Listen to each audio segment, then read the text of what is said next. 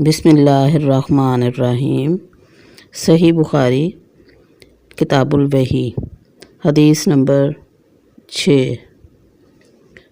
حضرت عبداللہ بن عباس رضی اللہ تعالیٰ عنہ سے روایت ہے کہ رسول اللہ صلی اللہ علیہ وآلہ وسلم سب لوگوں سے زیادہ جواد یعنی سخی تھے، اور رمضان میں دوسرے اوقات کے مقابلہ میں جب جبرائیل علیہ السلام سے ملتے بہت ہی زیادہ جود و کرم فرماتے۔ جبرائیل علیہ السلام رمضان کی ہر رات میں آپ صلی اللہ علیہ وآلہ وسلم سے ملاقات کرتے اور آپ صلی اللہ علیہ وآلہ وسلم کے ساتھ قرآن کا دورہ کرتے۔ غرض حضرت صلی اللہ علیہ وآلہ وسلم لوگوں کو بھلائی پہنچانے میں بارش لانے والی ہوا سے بھی زیادہ جود و کرم فرمایا کرتے تھے۔ حدیث نمبر 7۔ ابو سفیان بن حرب فرماتے ہیں کہ ہرقل شاہ روم نے ان کے پاس قریش کے قافلے میں ایک آدمی لانے کو بھیجا، اور اس وقت یہ لوگ تجارت کے لیے ملک شام گئے ہوئے تھے، اور یہ وہ زمانہ تھا جب رسول اللہ صلی اللہ علیہ وآلہ وسلم نے قریش اور ابو سفیان سے ایک وقتی عہد کیا ہوا تھا۔ جب ابو سفیان اور دوسرے لوگ ہرقل کے پاس ایلیا پہنچے جہاں ہرقل نے دربار طلب کیا تھا، اس کے گرد روم کے بڑے بڑے لوگ، علماء، وزراء، عمرا بیٹھے ہوئے تھے۔ ہرقل نے ان کو اور اپنے ترجمان کو بلوایا، پھر ان سے پوچھا کہ تم میں سے کون شخص مدعی رسالت کا زیادہ قریبی عزیز ہے؟ ابو سفیان کہتے ہیں کہ میں بول اٹھا کہ میں اس کا سب سے زیادہ قریبی رشتہ دار ہوں۔ یہ سن کر ہرقل نے حکم دیا کہ اس کو ابو سفیان کو میرے قریب لا کر بٹھاؤ اور اس کے ساتھیوں کو اس کی پیٹھ کے پیچھے بٹھا دو۔ پھر اپنے ترجمان سے کہا کہ ان لوگوں سے کہہ دو کہ میں ابو سفیان سے اس شخص کے یعنی محمد صلی اللہ علیہ وآلہ وسلم کے حالات پوچھتا ہوں۔ اگر یہ مجھ سے کسی بات میں جھوٹ بولے تو تم اس کا جھوٹ ظاہر کر دینا۔ ابو سفیان کا قول ہے کہ اللہ کی قسم اگر مجھے یہ غیرت نہ آتی کہ یہ لوگ مجھ کو جھٹلائیں گے تو میں آپ صلی اللہ علیہ وآلہ وسلم کی نسبت ضرور غلط گوئی سے کام لیتا۔ خیر، پہلی بات جو ہرقل نے مجھ سے پوچھی وہ یہ تھی کہ اس شخص کا خاندان تم لوگوں میں کیسا ہے؟ میں نے کہا کہ وہ تو بڑے اونچے عالی نسب والے ہیں۔ کہنے لگا اس سے پہلے بھی کسی نے تم لوگوں میں سے ایسی بات کہی تھی؟ میں نے کہا نہیں۔ کہنے لگا اچھا، اس کے بڑوں میں کوئی بادشاہ ہوا ہے؟ میں نے کہا نہیں۔ پھر اس نے کہا بڑے لوگوں نے اس کی پیروی اختیار کی ہے یا کمزوروں نے؟ میں نے کہا نہیں، کمزوروں نے۔ پھر کہنے لگا کہ اس کے تابع دار روز بروز بڑھتے جا رہے ہیں یا کوئی ساتھی پھر بھی جاتا ہے؟ میں نے کہا نہیں۔ کہنے لگا کیا آپ نے اس دعوی نبوت سے پہلے کبھی کسی بھی موقع پر اس نے جھوٹ بولا ہے؟ میں نے کہا نہیں، اور اب ہماری اس سے صلح کی ایک مقررہ مدت ٹھہری ہوئی ہے، معلوم نہیں وہ اس میں کیا کرنے والا ہے۔ ابو سفیان کہتے ہیں میں اس بات کے سوا اور کوئی جھوٹ اس گفتگو میں شامل نہ کر سکا۔ ہرقل نے کہا کہ کیا تمہاری اس سے کبھی لڑائی بھی ہوتی ہے؟ ہم نے کہا ہاں۔ بولا پھر تمہاری اور اس کی جنگ کا کیا حال ہوتا ہے؟ میں نے کہا لڑائی ڈول کی طرح ہے، کبھی وہ ہم سے میدان جنگ جیت لیتے ہیں اور کبھی ہم ان سے جیت لیتے ہیں۔ ہرقل نے پوچھا وہ تمہیں کس بات کا حکم دیتا ہے؟ میں نے کہا وہ کہتا ہے کہ صرف ایک اللہ ہی کی عبادت کرو، اس کا کسی کو شریک نہ بناؤ، اور اپنے باپ دادا کی شرک کی باتیں چھوڑ دو، اور ہمیں نماز پڑھنے، سچ بولنے، پرہیزگاری اور صلہ رحمی کا حکم دیتا ہے۔ یہ سب سن کر پھر ہرقل نے اپنے ترجمان سے کہا کہ ابو سفیان سے کہہ دے کہ میں نے تم سے اس کا نسب پوچھا ہے تو تم نے کہا کہ وہ ہم میں عالی نسب ہے، اور پیغمبر اپنی قوم میں عالی نسب ہی بھیجے جایا کرتے ہیں۔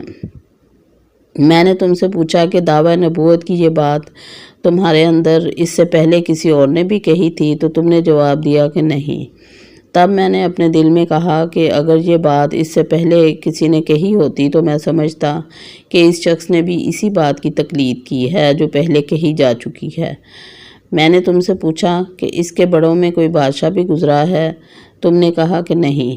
تو میں نے دل میں کہا کہ ان کے بزرگوں میں سے کوئی بادشاہ ہوگا تو کہہ دوں گا کہ وہ شخص اس کا بہانہ کر کے اپنے آباء و اجداد کی بادشاہت اور ان کا ملک دوبارہ حاصل کرنا چاہتا ہے۔ اور میں نے تم سے پوچھا کہ اس بات کے کہنے یعنی پیغمبری کا دعویٰ کرنے سے پہلے تم نے کبھی اس کو دروغ گوئی کا الزام لگایا ہے؟ تم نے کہا کہ نہیں۔ تو میں نے سمجھ لیا کہ جو شخص آدمیوں کے ساتھ گوئی سے بچے وہ اللہ کے بارے میں کیسے جھوٹی بات کہہ سکتا ہے۔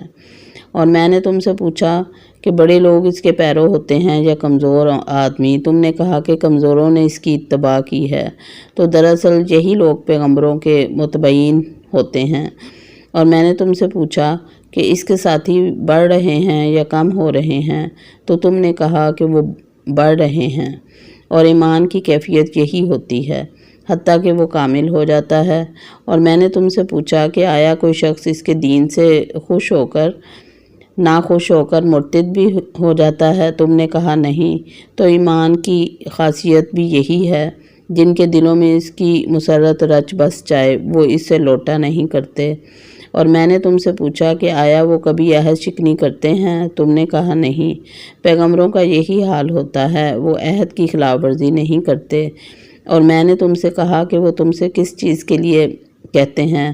تم نے کہا کہ وہ ہمیں حکم دیتے ہیں کہ اللہ کی عبادت کرو، اس کے ساتھ کسی کو شریک نہ ٹھہراؤ، اور تمہیں بتوں کی پرستش سے روکتے ہیں، سچ بولنے اور پرہیزگاری کا حکم دیتے ہیں۔ لہٰذا اگر یہ باتیں جو تم کہہ رہے ہو سچ ہیں تو ان قریب وہ اس جگہ کا مالک ہو جائے گا کہ جہاں میرے یہ دونوں پاؤں ہیں۔ مجھے معلوم تھا کہ وہ پیغمبر آنے والا ہے، مگر مجھے یہ معلوم نہیں تھا کہ وہ تمہارے اندر ہوگا۔ اگر میں جانتا کہ اس تک پہنچ سکوں گا، اس سے ملنے کے لیے ہر تکلیف گوارا کر لیتا۔ اگر میں اس کے پاس ہوتا تو اس کے پاؤں دھوتا۔ ہرقل نے رسول اللہ صلی اللہ علیہ وسلم کا وہ خط منگوایا جو آپ صلی اللہ علیہ وسلم نے دہیہ کلبی رضی اللہ تعالیٰ عنہ کے ذریعہ حاکم بصرہ کے پاس بھیجا تھا، اور اس نے وہ ہرقل کے پاس بھیج دیا تھا۔ پھر اس کو پڑھا تو اس میں لکھا تھا، اللہ کے نام کے ساتھ جو نہایت مہربان اور رحم والا ہے۔ اللہ کے بندے اور اس کے پیغمبر محمد صلی اللہ علیہ وسلم کی طرف سے یہ خط ہے شاہ روم کے لیے۔ اس شخص پر سلام ہو جو ہدایت کی پیروی کرے۔ اس کے بعد میں آپ کے سامنے دعوت اسلام پیش کرتا ہوں۔ اگر آپ اسلام لے آئیں گے تو دین و دنیا میں سلامتی نصیب ہوگی، اللہ آپ کو دوہرا ثواب دے گا، اور اگر آپ میری دعوت سے روگردانی کریں گے تو آپ کی رعایا کا گناہ بھی آپ ہی کے پر ہوگا۔ اور اے اہل کتاب، ایک ایسی بات پر آ جاؤ جو ہمارے اور تمہارے درمیان یکساں ہے، وہ یہ کہ ہم اللہ کے سوا کسی کی عبادت نہ کریں اور کسی کو اس کا شریک نہ ٹھہرائیں، اور نہ ہم میں سے کوئی کسی کو خدا کے سوا اپنا رب بنائے۔ پھر اگر وہ اہل کتاب اس بات سے منہ پھیر لیں تو مسلمانوں، تم ان سے کہہ دو کہ تم مانو یا نہ مانو، ہم تو ایک اللہ کے اطاعت گزار ہیں۔ ابو سفیان کہتے ہیں کہ جب ہرقل نے جو کچھ کہنا تھا کہہ دیا اور خط پڑھ کر فارغ ہوا تو اس کے ارد گرد بہت شور و غوغا ہوا، بہت سی آوازیں اٹھیں اور ہمیں باہر نکال دیا گیا۔ تب میں نے اپنے ساتھیوں سے کہا کہ ابو قبصہ کے بیٹے حضرت صلی اللہ علیہ وسلم کا معاملہ تو بہت بڑھ گیا ہے۔ دیکھو تو اس سے بنی اصفر روم کا بادشاہ بھی ڈرتا ہے۔ مجھے اس وقت سے اس بات کا یقین ہو گیا کہ حضور صلی اللہ علیہ وسلم عن قریب غالب ہو کر رہیں گے، حتیٰ کہ اللہ نے مجھے مسلمان کر دیا۔ راوی کا بیان ہے کہ ابن ناطور ایلیا کا حاکم، ہرقل کا مصاحب اور شام کے نصارہ کا لاٹ پادری بیان کرتا تھا کہ ہرقل جب ایلیا آیا ایک دن صبح کو پریشان اٹھا تو اس کے درباریوں نے دریافت کیا کہ آج ہم آپ کی حالت بدلی ہوئی پاتے ہیں، کیا وجہ ہے؟ ابن ناطور کا بیان ہے کہ ہرقل نجومی تھا، علم نجوم میں وہ پوری مہارت رکھتا تھا۔ اس نے اپنے ہم نشینوں کو بتایا کہ میں نے آج رات ستاروں پر نظر ڈالی تو دیکھا کہ ختنہ کرنے والوں کا بادشاہ ہمارے ملک پر غالب آیا ہے۔ بھلا اس زمانے میں کون لوگ ختنہ کرتے ہیں؟ انہوں نے کہا کہ یہود کے سوا کوئی ختنہ نہیں کرتا، سو ان کی وجہ سے پریشان نہ ہوں۔ سلطنت کے تمام شہروں میں یہ حکم لکھ بھیجیے کہ وہاں جتنے یہودی ہوں سب کو قتل کر دیے جائیں۔ وہ لوگ انہی باتوں میں مشغول تھے کہ ہرقل کے پاس ایک آدمی لایا گیا جسے شاہ غسان نے بھیجا تھا۔ اس نے رسول اللہ صلی اللہ علیہ وسلم کے حالات بیان کیے۔ جب ہرقل نے سارے حالات سن لیے تو کہا کہ جا کر دیکھو کہ وہ ختنہ کیے ہوئے ہے یا نہیں۔ انہوں نے اسے دیکھا تو بتلایا کہ وہ ختنہ کیا ہوا ہے۔ ہرقل نے جب اس شخص سے عرب کے بارے میں پوچھا تو اس نے بتلایا کہ وہ ختنہ کرتے ہیں۔ تب ہرقل نے کہا کہ یہی محمد صلی اللہ علیہ وسلم اس امت کے بادشاہ ہیں جو پیدا ہو چکے ہیں۔ پھر اس نے اپنے ایک دوست کو رومیہ خط لکھا اور وہ بھی علم نجوم میں ہرقل کی طرح ماہر تھا۔ پھر وہاں سے ہرقل حمص چلا گیا۔ ابھی حمص سے نکلا نہیں تھا کہ اس کے دوست کا خط اس کے جواب میں آ گیا۔ اس کی رائے بھی حضور صلی اللہ علیہ وسلم کے ظہور کے بارے میں ہرقل کے موافق تھی کہ محمد صلی اللہ علیہ وسلم واقعی پیغمبر ہیں، اور اس کے بعد ہرقل نے روم کے بڑے آدمیوں کو اپنے حمص کے محل میں طلب کیا اور اس کے حکم سے محل کے دروازے بند کر لیے گئے۔